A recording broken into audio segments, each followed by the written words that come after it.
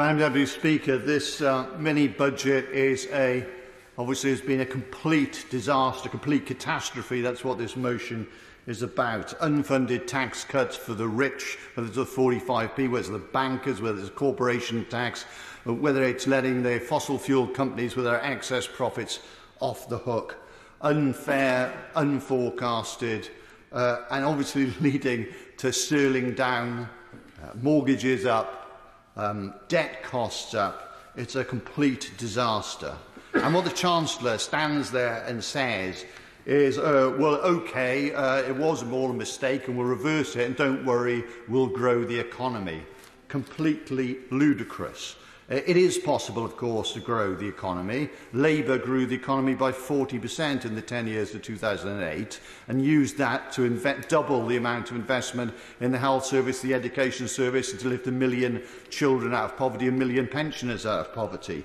But what have we seen in the last 12 years? Since 2010, we've had George Osborne's austerity to start with, where he said he'd sack 500,000 public servants. And the response of the market, of course, was consumer demand was down.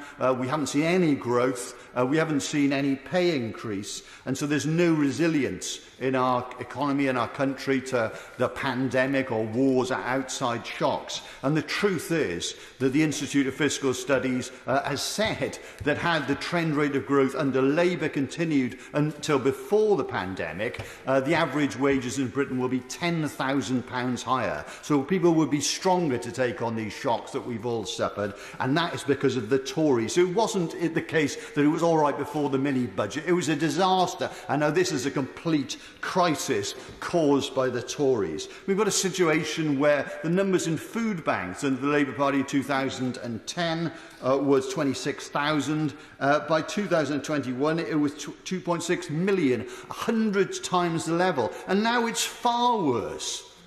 1 in 4 children are now in food poverty, 1 in 5 households. And what is the government doing about it? Very, very little. In Wales, where there's a Labour government, we've got free breakfast in schools. In Wales, where there's a Labour government, we have free lunches. Anyone can sign up because we recognise, as Winston Churchill recognised, that the health of the nation is its most important asset. And keeping people fed is critically important. And indeed, on Monday, the Financial Times said that for every pound invested in the NHS, we get £4 back in growth. And when I put this to the Chancellor, he completely misunderstood the point, started talking about tech businesses or something. This is about having a healthy nation who can work and proper jobs in the NHS. The OECD found in 2014, in a massive study of many countries, that there's a direct relationship between inequality and growth. Namely, if you had less inequality, you had higher growth. So if the country wants higher growth, how do we have a mini-budget which is all about giving the super-rich more money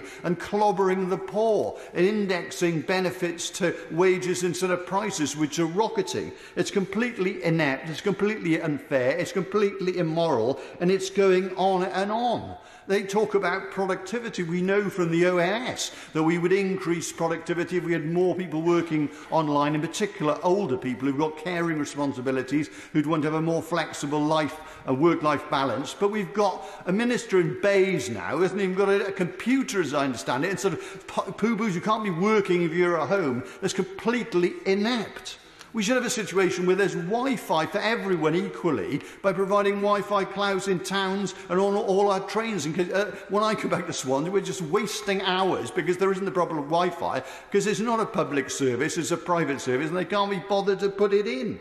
It's completely ridiculous. We've also got a situation where we know the austerity that we've been promised we'll go back to produced 300,000 excess deaths previously. We know trade is down. It's largely cocked up Brexit, we know. We know the Conservative MPs voted for the current Prime Minister, who endorsed this mini-budget that's created an even worse catastrophe. We know the Tory MPs didn't support the Chancellor, who's now getting us back to square one. And the reason that we've had a certain stability in market confidence is they know now from the polls that there's some prospect of a Labour government in 2 years who will put us back on track.